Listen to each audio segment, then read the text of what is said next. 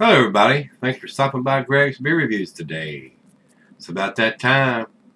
Let's go take that walk and see what's in the fridge today.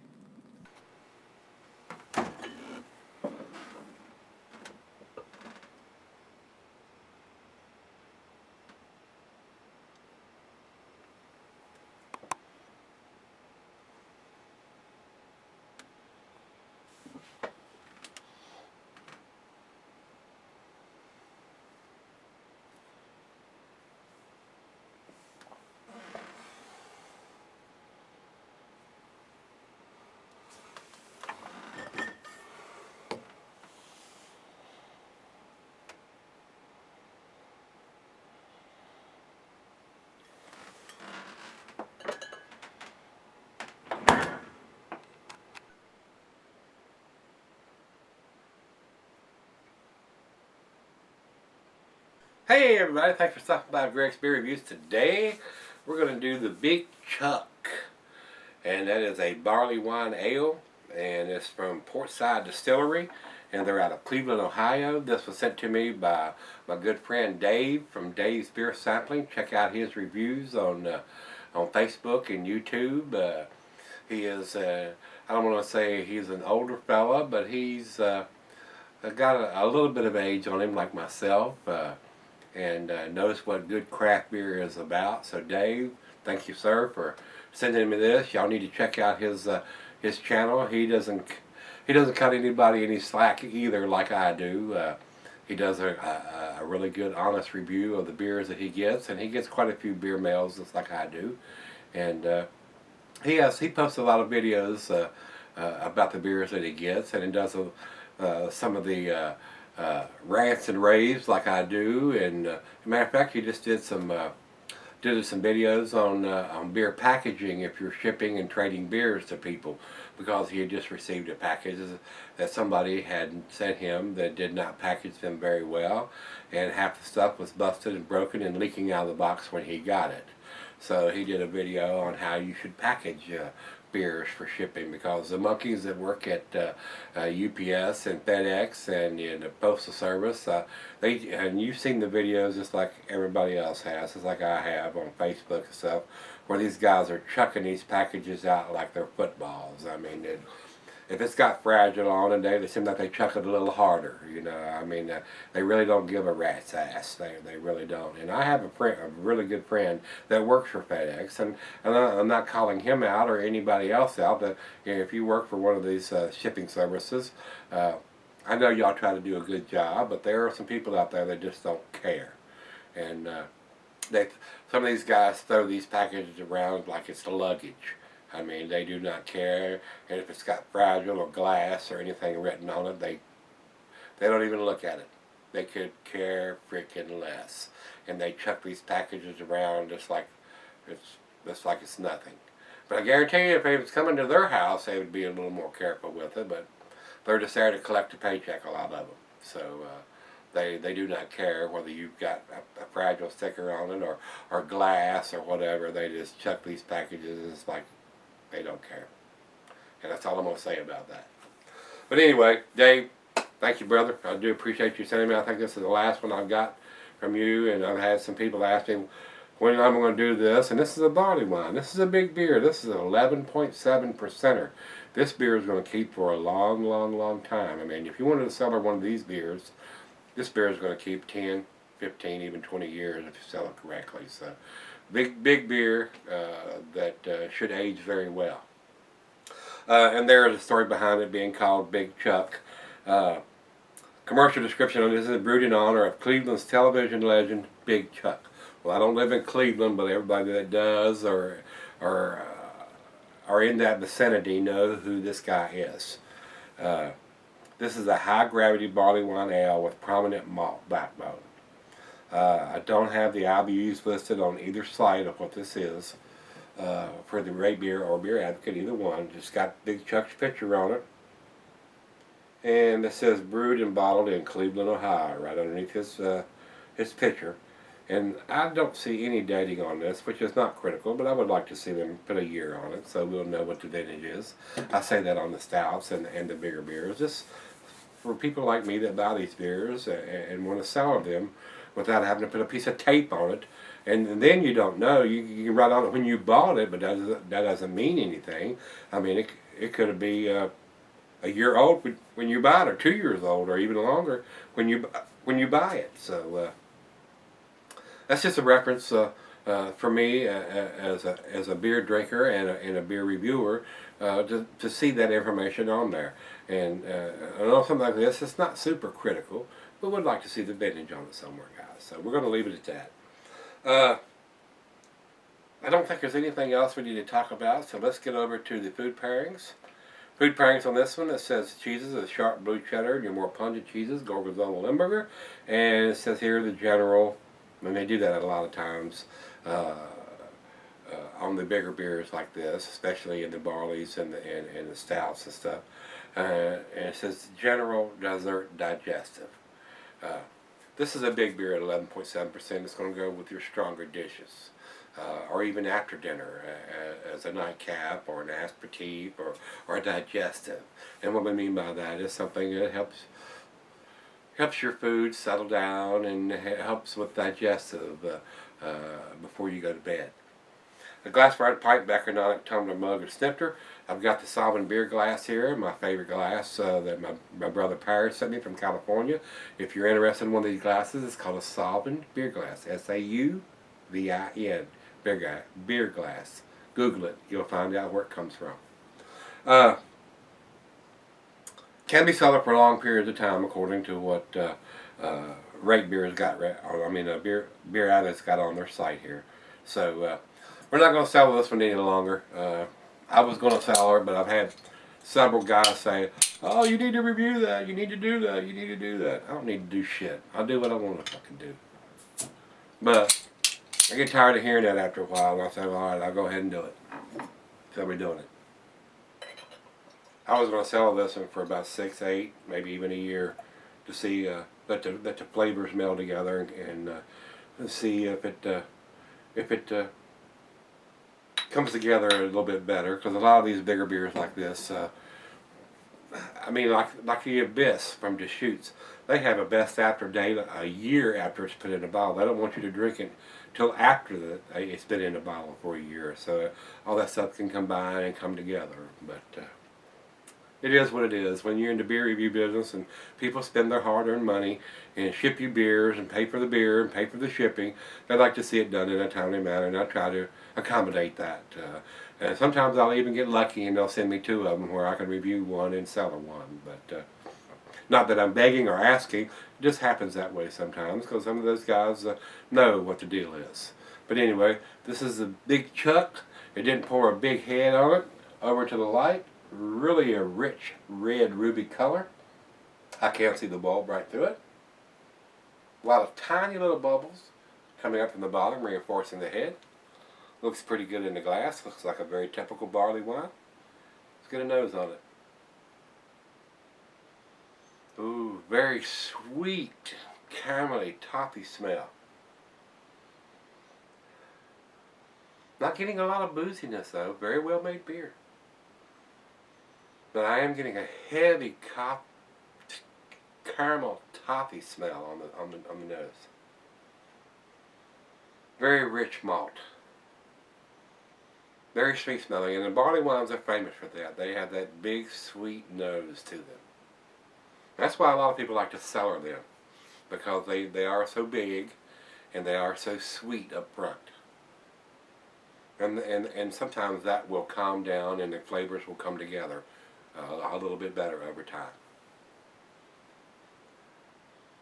Now I'm getting a little bit of the alcohol, and that will probably come out a little bit more as it warms up to room temperature, which I intend to do, which I always do no matter what the beer is. I always let it come up to room temperature before I come back. Even IPAs and everything, I let everything.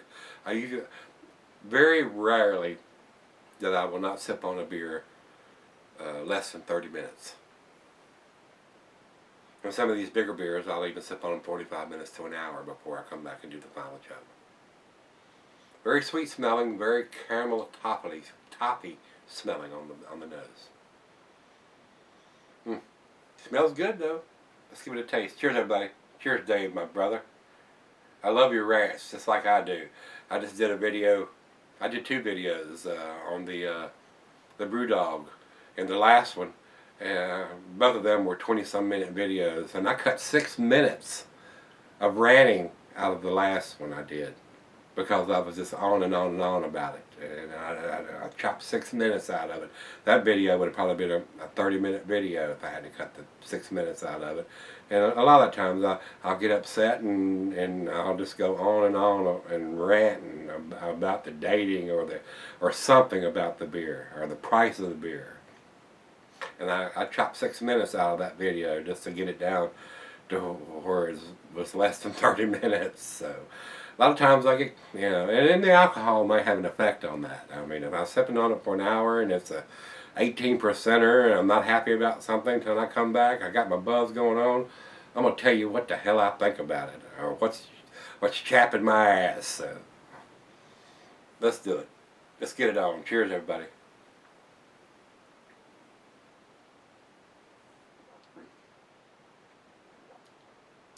Oh, that's tasty. That's very tasty.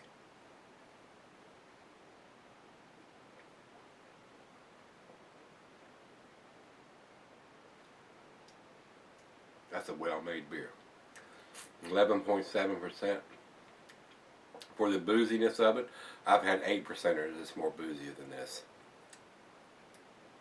Very nice. This is a sipper, though. Remember that. Especially if you're drinking something like this out at a pub or a bar or something like that, and they're pouring it on draft and you can't see what the ABV is. You say, well, give me one of those.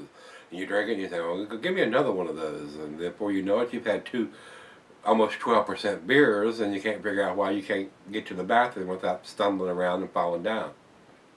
And then before you know it, you're looking at the end of a flashlight, and then Johnny Law's got his arms around your neck.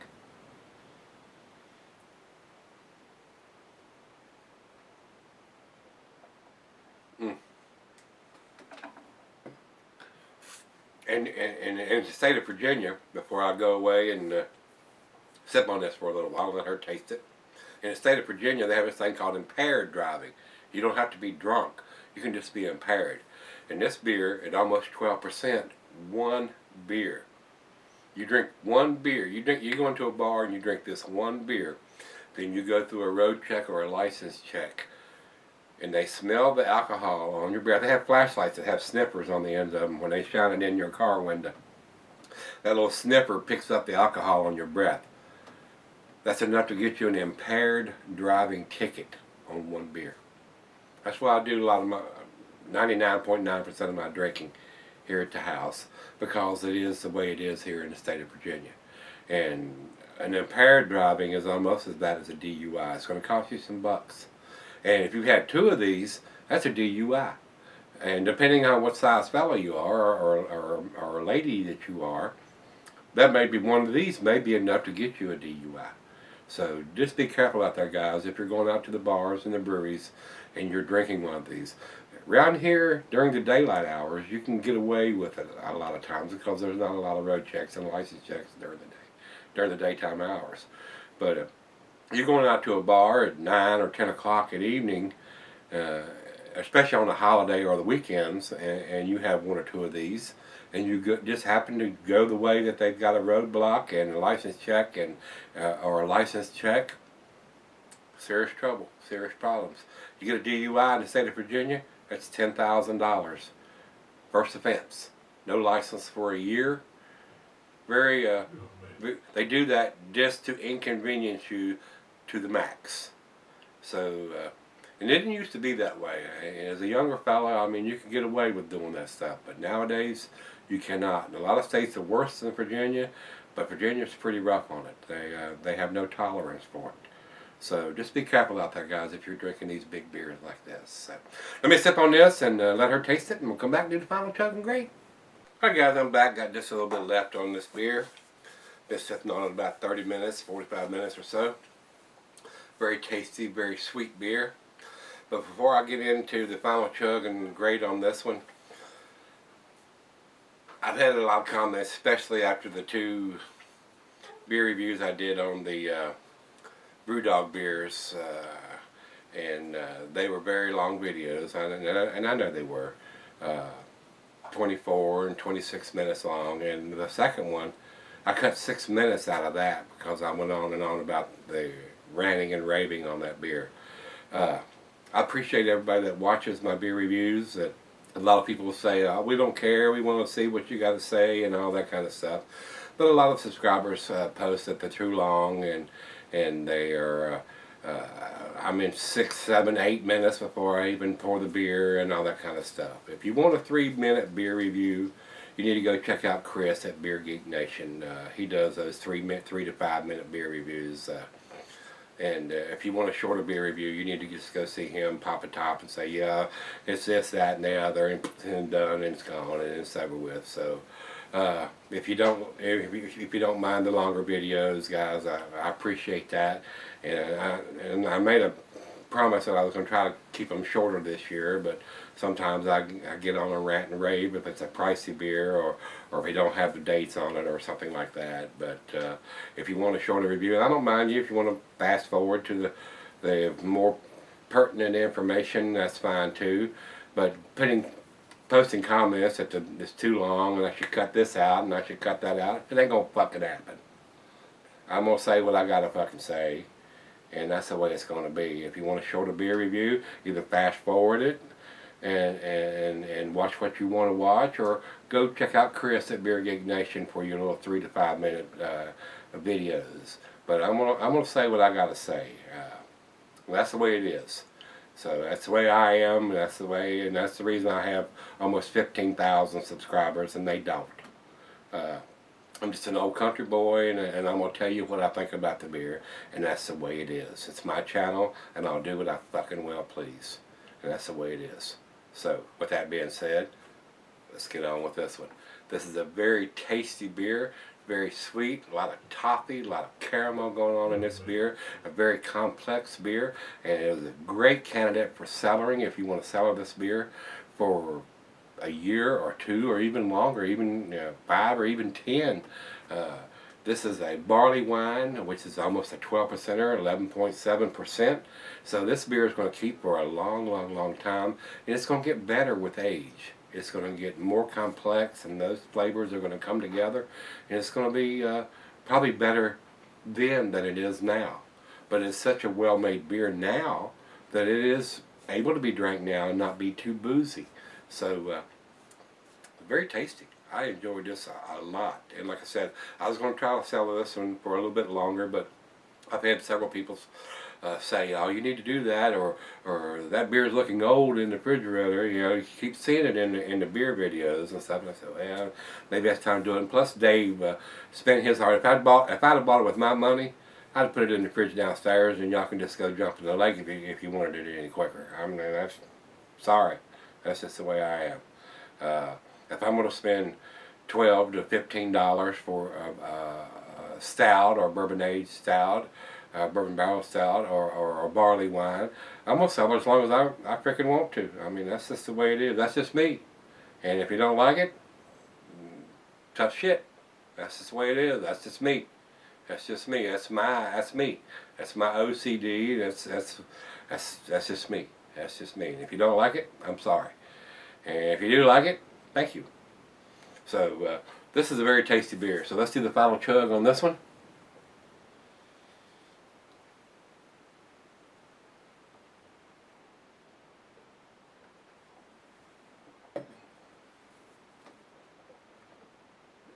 Wow, very nice. Very, very nice. Toffee, caramel, maybe some hints, a little bit of hint of some coffee and some dark fruit in there. Very tasty, very much on the sweet side, which is most barley wines are, especially fresh. It might not be quite as sweet. It might be a little more complex if you would sell this beer for 5 or 10 years. But fresh, which I'm sure this is, Dave picked it up, and like I said, I didn't see any dating or anything on the bottle anywhere, which is not critical. Would like to see him put a vintage on it, at least what year was put in the bottle. so we'll know how long we can keep it and how old the beer is. But I see absolutely nothing, and from what I recollect, he says I think maybe they date their cases or something like that, which is kind of stupid as far as I'm concerned, because nobody buys these kind of beers case lots at a time. I don't anyway. Maybe some of you guys do, and if you do, you got deep pockets, more power to you. But I don't.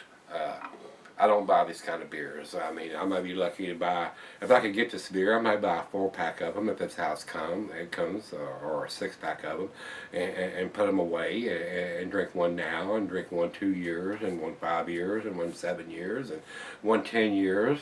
But unless I actually put a piece of tape on it, since they're not dating them, and write on it when I bought it, I have no idea. So would like to see them put at least a vintage of when it was put in a bottle. Say it's a 2012 or 2014 or 2015. We put this in a bottle in this year. So, and I would like to see the IBUs written on it. That's kind of information, since Rate Beer and Beer Advocate don't have it. There's a reason why. Evidently it's not written on their website. I didn't go there, but evidently it's not written on the website, because usually once that information is posted, they will add it to the review site and let everybody else know. So evidently it's not posted what the IBUs are on this beer, because it's not written on either site. So with that being said, I thought it was pretty damn tasty, guys. I don't know if it's quite to the A category. Matter of fact, Rate Beer doesn't have any score, requires more ratings. So I don't know how long this beer has been produced. It may be a new offering from these guys, and being called Big Chuck, and not being from the Cleveland area, I don't know anything about Big Chuck, so or when he passed, or if he did pass, or what the story is behind Big Chuck. So, Dave, I appreciate you sending me this one. It was a very tasty, very nice barley wine. It was. So 11.7%er. Not a whole lot of alcohol to go with that. Very easy drinking, very sweet beer, which most barley wines are. It was very enjoyable. So thank you, sir, for sending me this one. Like I said, Rate Beer has no ratings on it, and Beer Advocate says 78. I could not disagree more with that. That rating is horse hockey. This beer is definitely in the upper 80s, if not lower 90s to me. That's just me. That's just my opinion. Just my opinion. So, guys, as far as I'm concerned, I'm gonna give it the 8, which is an A minus. It's a very tasty beer. It is a very tasty beer. Definitely worth picking up if you're in the Cleveland area and you can get your hands on this and you're into the barley wine style. It's very well made beer. 11.7%, almost 12%. The alcohol for a fairly fresh beer, I don't know. I'm just assuming that he sent me the freshest beer that he could get his hands on, and he has no control over that. He can only buy what's available.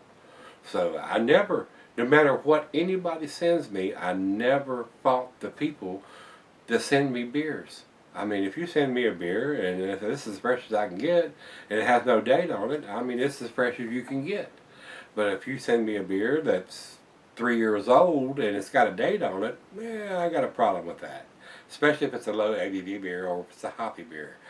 So, but anyway, I do appreciate everything that anybody sends me, and I get a lot of beer sent to me. I really do. I guess y'all know that by now. I have beer companies send me beers, Lagunitas, Duclaw. I've had a lot of beer. Clown Shoes.